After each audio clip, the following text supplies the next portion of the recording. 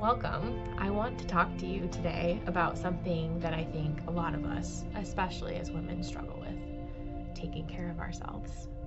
And I don't mean the bubble bath and a glass of wine kind of self-care, though those are nice.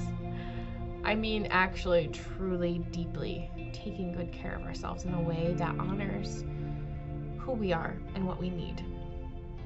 Because let me tell you, I've been there. I've been in that place of pushing myself so far past my limits that I didn't even recognize myself anymore. I was acting in ways I was not proud of. I was doing things I didn't really want to be doing. Have you ever felt guilty for taking time for yourself? Like maybe you should just push through and keep on going, keep on serving others? Or on the flip side, have you ever wondered if you're using self-care as an excuse to avoid something difficult? If you've wrestled with this, you're not alone. As a Catholic woman, we want to be generous, we want to be loving, and we want to be selfless. But we also get exhausted, we get overwhelmed, and we get burned out. So where's the balance? When does selflessness become unhealthy? And how do you know when it's time to stop sacrificing and start taking care of yourself? So today we're talking about self-care versus self-sacrifice, the hidden dangers of saying yes too much, and how to recognize when you need to prioritize yourself without guilt. So self-care versus self-sacrifice, what is the difference? Let's start by defining the two. Self-care is taking care of your physical, emotional, and spiritual well-being. It's not indulgent, like our culture likes to make it seem. It's actually stewardship.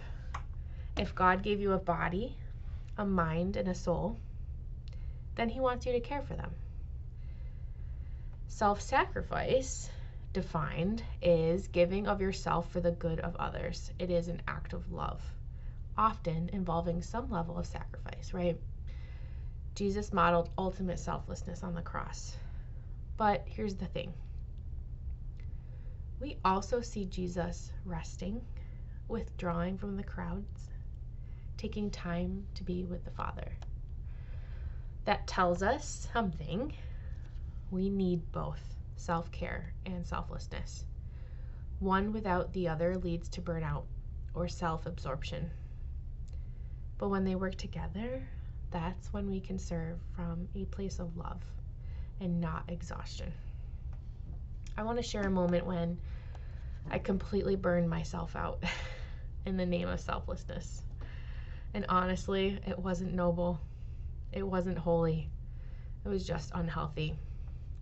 When my son was about 5 months old, I was absolutely running on empty. I was still breastfeeding him. And because of his food intolerances, I had cut so many things out of my diet that I was barely eating anything. I lost so much weight, and I didn't even recognize what I was doing. But I kept going because I thought I had to. He needed me. My family needed me. My job needed me. And I was determined to give everything I had. But here's what happened. I started getting really angry with everyone, really easily irritated. That is a strong warning sign. You are burning yourself out. I was so exhausted that I felt resentful.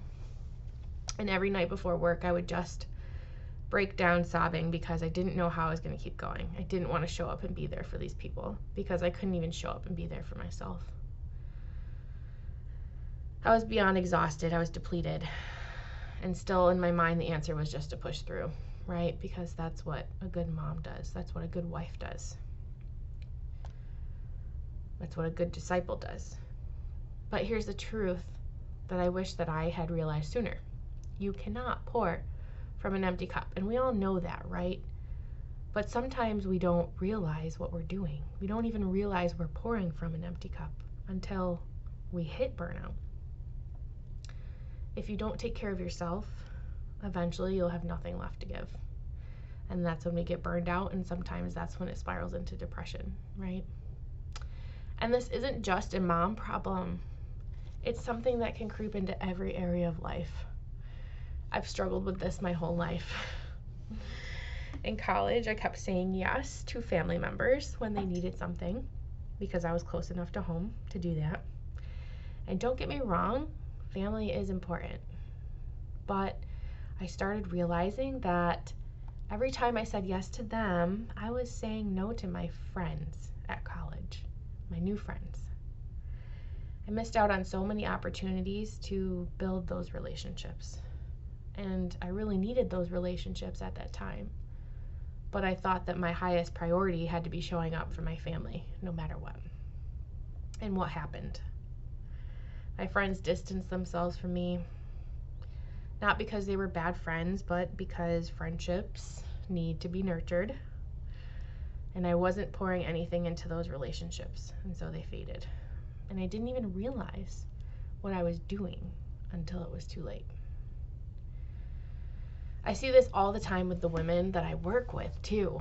One of my clients kept pushing herself to say yes to every single project she was asked to work on at work. She thought that's what she needed to do to prove herself, to get ahead, to be seen as reliable and valuable. And yet, when the promotion she had been working so hard towards came up, she was passed over. And she was devastated. It sent her into a deep depression because she could not understand why all of her sacrifice, all of her yeses had not paid off. And you know what? It was because she had been spreading herself so thin that she wasn't actually excelling at any one thing. She was exhausted. She wasn't prioritizing the right things. And when she finally took a step back, reevaluated why she was saying yes to everything, and started setting better boundaries with work, everything changed. She created a real work-life balance. She started excelling at her job in a way that actually got noticed. And now she's on track to receiving her second promotion actually since then, all without the old mentality of saying yes to everything and working herself into the ground. Now maybe you're hearing all of this and thinking, yeah, but I'm not that bad off, or if I take a break, it just puts more stress on someone else. I can handle it. Or if I say no, who else is going to step up? Or even, I wouldn't even know what to do if I had time to myself. What's the point? Let's challenge those thoughts for a second. So let's take the thought, I'm not that bad off. Okay, maybe you're not. But why wait until you are? Why wait until you're so burned out that you're angry, crying, or collapsing from exhaustion like I was? You deserve care before you reach a breaking point. Let's take the thought, if I take a break, it will make someone else's day harder. Maybe. But if you don't take a break, you're making your life harder. And in the long run, you're not helping anyone, really, if you're running on empty. You'll probably make mistakes at work, right? If you're not feeling great, how can you possibly catch the things you normally would catch? Another thought, let's challenge, is if I say no, who else is going to step up? You might be surprised. Sometimes we assume that the world will fall apart if we don't hold it all together. But often, people step up when we let them. And let's take the thought, I wouldn't even know what to do if I had time for myself. Well, this one is so common. We get so used to giving and doing that we forget how to just be. But this is an opportunity to start exploring what brings you joy, what restores you, and what makes you feel like you again. Be looking for my next YouTube video, because in it I'll be taking the guesswork out of it even more for you and giving you specific examples of types of rest and types of self-care that you can do.